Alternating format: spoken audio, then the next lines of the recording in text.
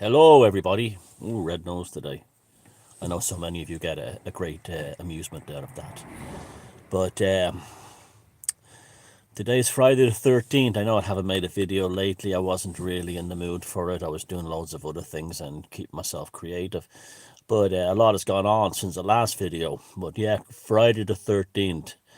And everyone is on edge today because they think it's like the Friday the 13th, 2020 will be the exceptional bad one. And people are so superstitious about that date. Thing is that the number 13 is actually a lucky number. And the reason why Friday the 13th is associated with bad luck is that's the day when King Philip II of France had the Templars arrested and Jacques de Molay, the Grand Master of the Knights Templars, burned alive in Paris. And it was bad for the Templars, but it was bad for the French royal crown because Jacques de Molay cursed the French royalty as he was dying. And well, look what happened to Bourbons. And there's no France, the Republic today. There's no royal family, but so his curse worked. But yeah, so Friday the 13th, 2020 is an auspicious day because I went to bed last night and I fell asleep and I woke up feeling really odd around 3 o'clock in the morning. And as I normally do, actually, as you know, it happens. But this one there's a strange kind of energy and vibe. So I wake up to find out that none other than Philip Sutcliffe, Peter Sutcliffe, the Yorkshire Ripper, is no more. He died in a hospital, 74. They said it was of the corona, of course, but he's been gravely ill for years. Now, those of you who've been following me for a long time know that in 2013, I did an investigation into Sutcliffe and Jimmy Savile, and using David Yallop's amazing book, the great investigative journalist David Yallop, his brilliant book, Delivers from Evil, he had surmised that there was somebody helping Sutcliffe murder these women up in Yorkshire, and whoever it was either let go by the police or had powerful connections. Now, one of the victims, Irene Richardson, was found dead with 2 sets of teeth marks in her body at the back of Jimmy Savile's house in Soldiers Field in Leeds. So, doing all kinds of investigation and what had come out since Savile had died, including him boasting about knowing more about the Yorkshire Ripper murders than he was going to tell anybody. And the fact it came out later that he was a suspect. And this was even after I made the video. And he was a suspect, and he was personally protected by Margaret Thatcher, who had basically was a close friend of Savile and taken charge of the investigation in South and West Yorkshire police personally herself, taking charge of a police investigation of a serial killer. She was sick, to use her words. Now, the link to the video, Jimmy Savile 666 serial killer, is down below, so listen to that. It was a remarkable live broadcast when I did it on the old Type 1 radio network. I think Steve down in Brighton was the engineer that night, and we heard nothing live on the air, but when the recording came back, there's all manner of terrifying and really spooky electronic voice phenomena patterns all over the recording that people on air heard, but we didn't hear it in the studio. And that was that night the phone jack in my wall was burnt out, and the phone technician the next day said it looked like it'd been given a lightning strike. Now, it wasn't, though. Now, so you can check that video out. I'll put it in the link below, but it's a remarkable story. Now, Sutcliffe I tried to contact at Broadmoor Prison, and I wrote him 2 letters saying I'd like to interview him. Because the reason why I wanted to interview him was because after Savile died, he was interviewed by some radio station, and he sounded absolutely terrified of Savile.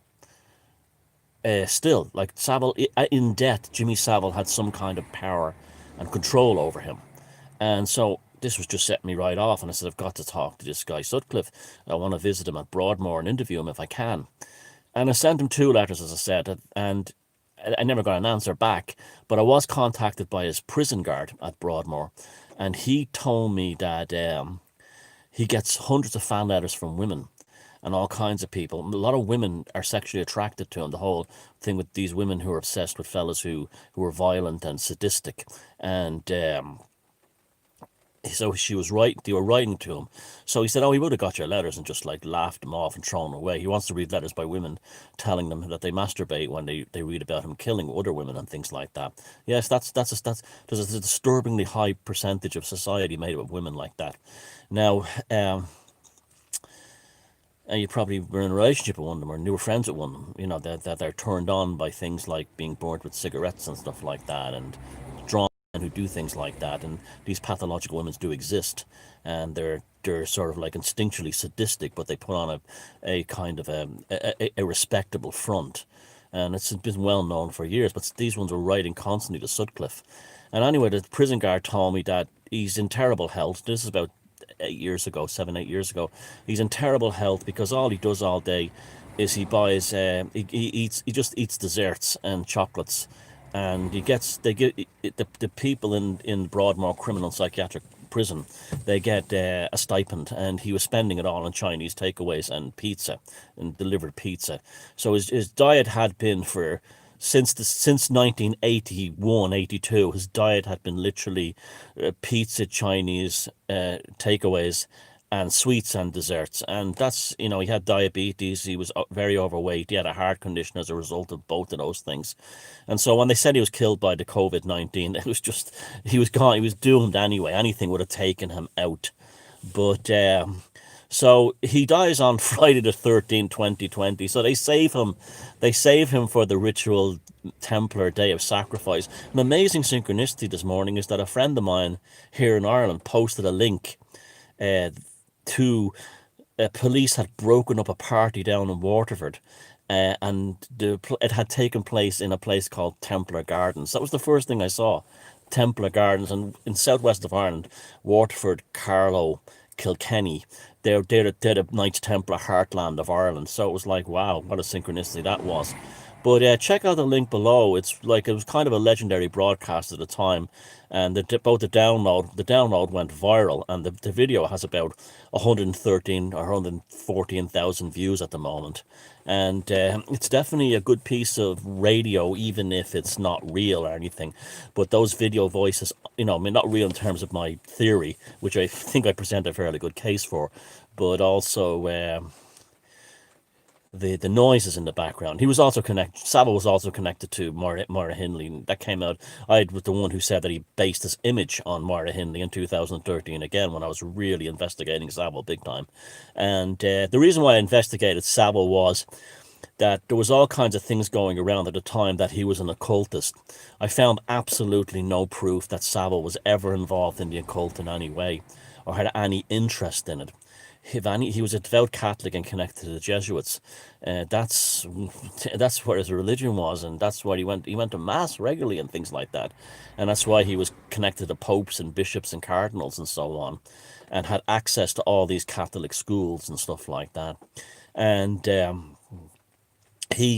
Savile was an absolute monster. He wasn't even, I don't even consider him human. But the reason why he had power was in that period and got away with the murders, and that some of the murders and being an accomplice with Sutcliffe, was because of his connections through the politics, mainly through Jim'll Fix It. Now, that may sound strange, but those of you who remember the Jim'll Fix It TV show, all we remember is, say some kid wanted to meet Shakin' Stevens or wanted to meet, Simon Le Bon, and he arranged for that.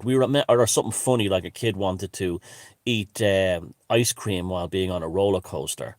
Now, we remembered all those ones, but what we don't remember is that each episode were kids who would write letters going, posh kids, who would go, "Dear Mr. Savile, dear Jim Fix It, I would like very much to meet the Chancellor of the Exchequer." It was always a politician, and these politicians in government, such as the Mayor of London and everyone else, they used, and the kids who wrote the letters, that all came out later, they were all like child actors from RADA. It all came out later that the kids that were writing these letters wanting to meet politicians like Margaret Thatcher were all like actors paid to do this. And the show used to deliberately make up these stories so kids could meet the likes of Margaret Thatcher and they could be portrayed so human and kind and friendly to the general public, and also royalty, a lot of royalty. I've always wanted to go to meet Prince Philip, and Savile was boasting about bringing the little girl to meet Prince Philip. Not a paedophile thing. It just showed the power he had, his connections, and this is why he could help Sutcliffe, and take part in it and watch him. And with the two teeth mark bites in Irene Richardson's body in Soldiers Field, it basically implicated him because there was Sutcliffe's teeth impression, dental impression, and there was another one, and the Yorkshire cops went to his apartment to ask for a dent. Come out, it all came out eventually for a dental imprint, and he said something like, "Oh, I only have to make one call to Whitehall, and you won't get your pension." He said something like that, and so that was the power he had. So that's it. 2020 is an auspicious date in the sense that Peter Sutcliffe, the Yorkshire Ripper, is no more. And people say, "Oh, he was burning in hell," and the hell doesn't exist unless he's been hexed by a very powerful coven who was directly connected to someone, a relative who was murdered. He'll be reincarnated, and that's just it. He'll get negative karma in the next life, or maybe he'll be born with some terrible disease or something. But he's not going to go to hell. But it might not happen in the next life. Next life, he could be very happy, and things might work out great for him. So this is the unfortunate thing that when you're not a Christian, you realize that there is no divine punishment up there for baddies. It's the same for everyone, good and bad. That doesn't mean you shouldn't be bad on this earth, because that's not how, because then they're in violation of natural law. When you're in violation of natural law, your life will be destroyed. He got his karmic payback in this life by spending most of his adult life locked up in prison, where Jimmy Savile was bringing him celebrities to meet. By the way, I think that famous picture of him and Frank Bruno was completely innocent in that. He didn't even know who he was meeting. He was probably just doing a good. Savile probably just said to him, "Oh, Frank, come on down to the hospital and meet people here. They have psychiatric issues, and meeting you will help them." He probably didn't even know who Sutcliffe was when he was introduced to him. He was probably just doing his good deed. And Frank Bruno comes across a very nice man. I don't think he'd be involved in anything funny like that. I know he wasn't. He was set up for that photograph, but yeah, strange days indeed. Now, regarding what's happening in Ireland, there's not much happening at the moment. It's all gone very quiet. It's the kind of the hype and hysteria surrounding the Rona has died down, and there's not many government speeches or press releases. It's all gone very tame. Now, our ritual with the egg worked, because what happened was we said the Empire false pestilence has fallen, right? So it has fallen off the top of the news and been replaced by Joe Biden and Donald Trump.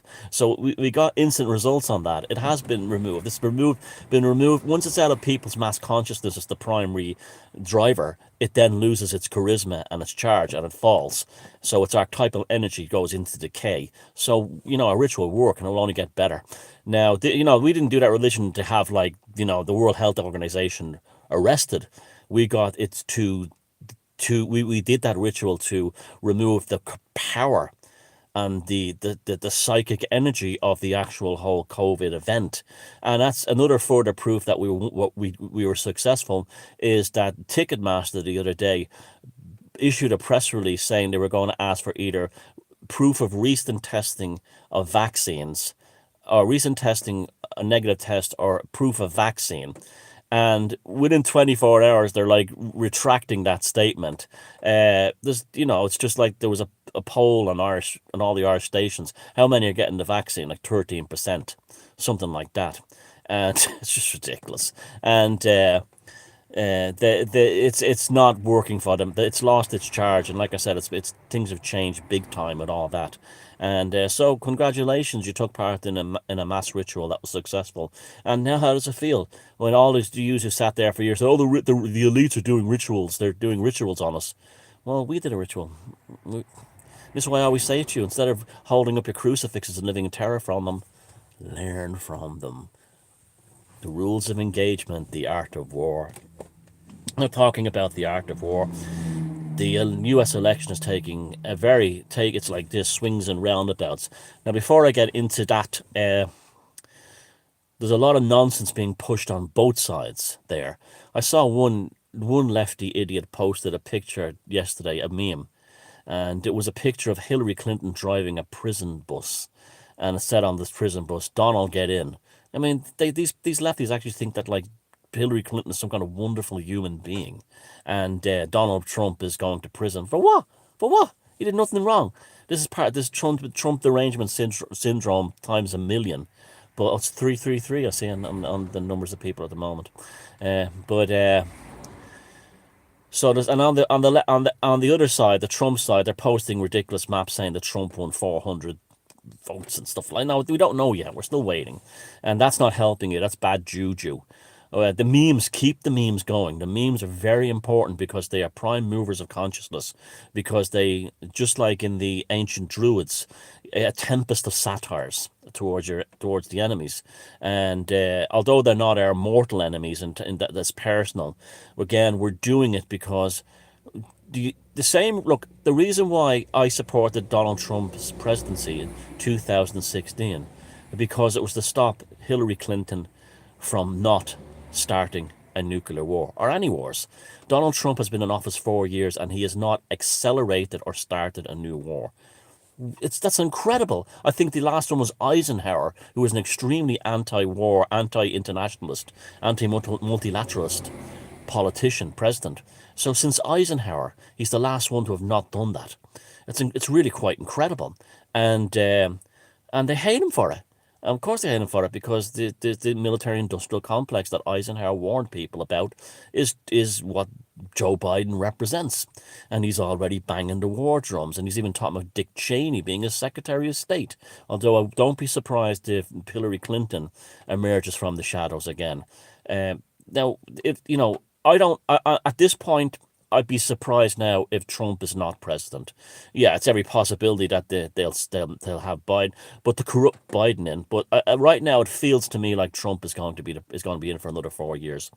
And if he's not, that's okay. But because we've got 4 years apiece, and Biden will be a lame duck president anyway. Because right now, at this moment, Trump is going haywire, dismantling doing a scorched earth policy on the deep state within the U.S. administration. It's quite remarkable what he's doing. The people, he's getting rid of the Pentagon. He's getting rid of people at the Department of Defense. He's getting rid of all the Clinton neocon warmongers, as many as possible. He's also putting in laws to stop the civil service from automatically following the Democratic Party's stance on things. So he's doing amazing things. He's doing a scorched earth policy just in case he leaves office. But it's seeming more and more likely he will stay because the level of corruption is absolutely staggering. It's already come out how bad it is.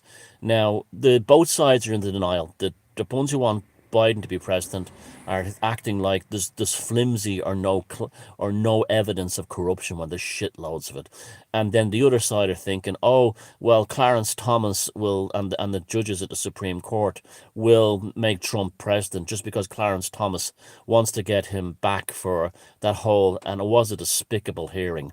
And if that happened today, it'd be seen as racist. It really would. Where Joe Biden was the main architect, working with the same lawyers that got Clintons into power to attack Clarence Thomas only because he was anti-abortion, and it's horrible what was done to that man. And who would believe, like the butterfly effect, that a joke about a pubic hair on a Coke can would end up deciding 30 years later the president of the United States. See, this is why magic is real.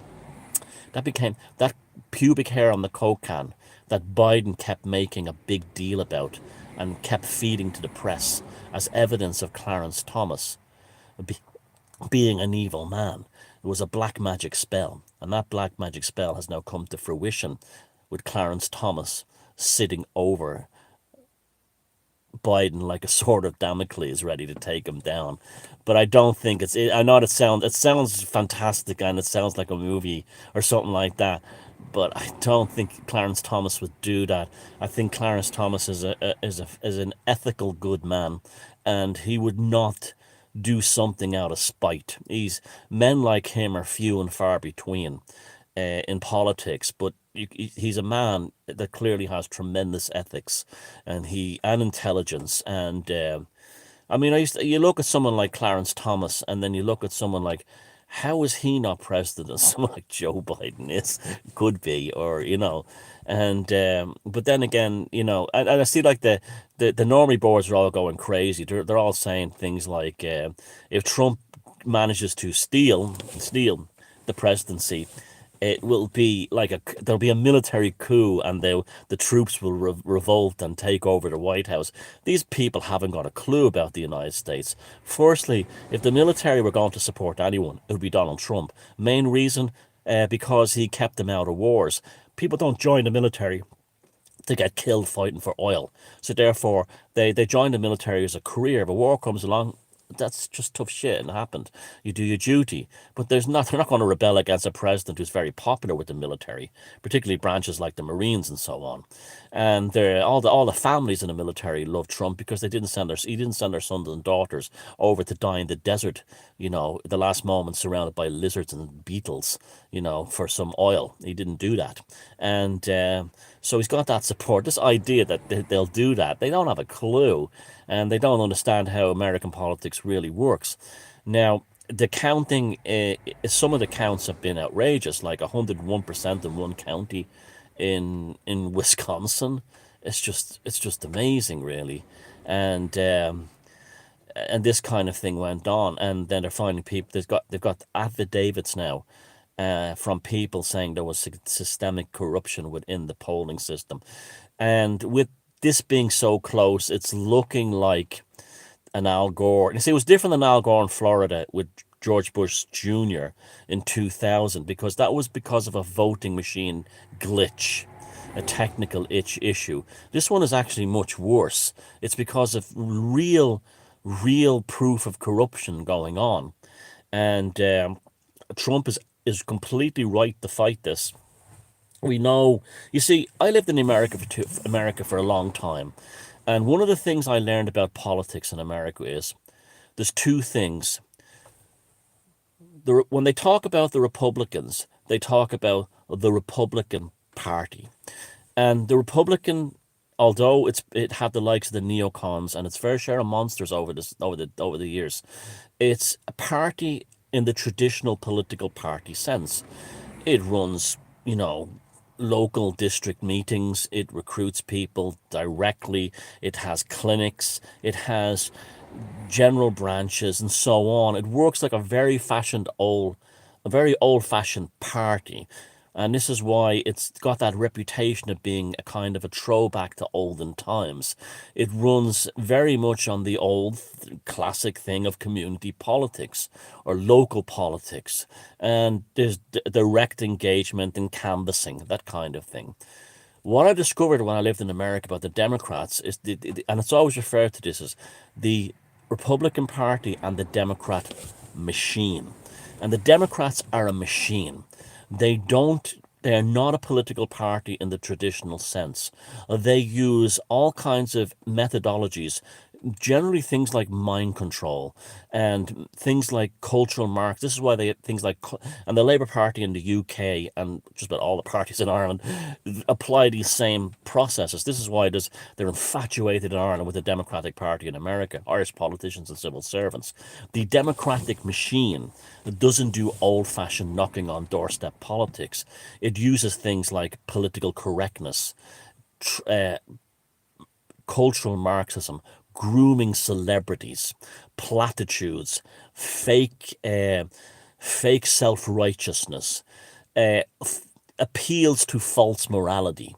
Things like this, platitudes are huge among the Democrats. So rather than the Democrats knock, like the Republicans knocking on the door and saying, "Hi, I'm running as your local congressman. I want to get that power station built because we don't have enough electricity to generate industry in this district, and You know, this kind of thing. Now, I'm not saying it's exclusive, but in generally, that's how they work in the old-fashioned way. And it'd be great if you gave me your vote. With the Democrats, it's different. It's they will have vast amounts of money and buy TV advertising, and that TV advertising will say things like, "The Republicans are racist." If you're a black person, like like your man, what's his name, Biden, actually had the audacity to say, "If you're a black man and you vote for me, vote for the Republicans, you're not black," or something like that. He said, and this is what they do. This kind of thing. The Democrat machine operates like that. It uses it basically seeing it in this in how they functioned during the 4 years of the Trump administration. They didn't offer anything as an alternative to Trump. They just attacked Trump. And that's the Democratic machine compared to the Republican political party. And they're very, very different. They're philosophically extremely different.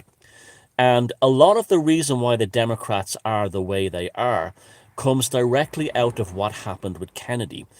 After Kennedy was murdered by George Bush Sr. and the neocons, they they kind of went a bit insane. And Lyndon Johnson was basically a Republican as a Democrat, and it was almost like they were afraid of the American people. And then through Watergate and everything else, they portrayed themselves to a degree, and it's the truth, as the party of, you know, social justice, even though the KKK founded the Democratic Party and it was the Republicans who freed the slaves. But they groomed and recruited lots of African Americans in their into their party, and African Americans tend to be very traditionalist, and they tend to stick by, you know, you see, like, they tend to be, even if they don't go to church, they tend to be very religious. And the Democratic Party became a kind of a secular church for African Americans, especially after the murder of Kennedy, and then JFK, Kennedy, and then Robert Kennedy, and then Martin Luther King, and it all, and then Malcolm X to a lesser degree had an effect on them, but they were all scooped into the Democratic Party because they saw things like Democratic congressmen and senators down in the deep South. Now, that was also a political opportunist thing, as much as, I mean, some of them I'm sure were genuine about the civil rights and things like that, but this is how the Democratic machine came to be. Prior to Kennedy, it was a Democratic Party. And that's why it was so very heavily connected to things like unions. And that all changed when Reagan came along. The Irish, you know, that basically the Democratic Party, who abandoned its working class philosophy, and all the working class Irish Americans and German Americans and Italian Americans moved over to the Republicans to support Reagan. Now, Reagan was originally a Democrat, and he saw this cultural Marxism coming in the early forms, and he went over and joined the Republicans. And that's what happened to the exact same people. In very early days, they were seeing this sort of like this cultural Marxism, this Frankfurt School stuff that they didn't know what was called at the time. But in the early days of wokeism, they saw this and moved over. Terribly interesting history. And that's why you have a democratic machine today, which works great for the likes of people like the Clintons and these other kinds of like vicious power crazed types, and the Republican Party.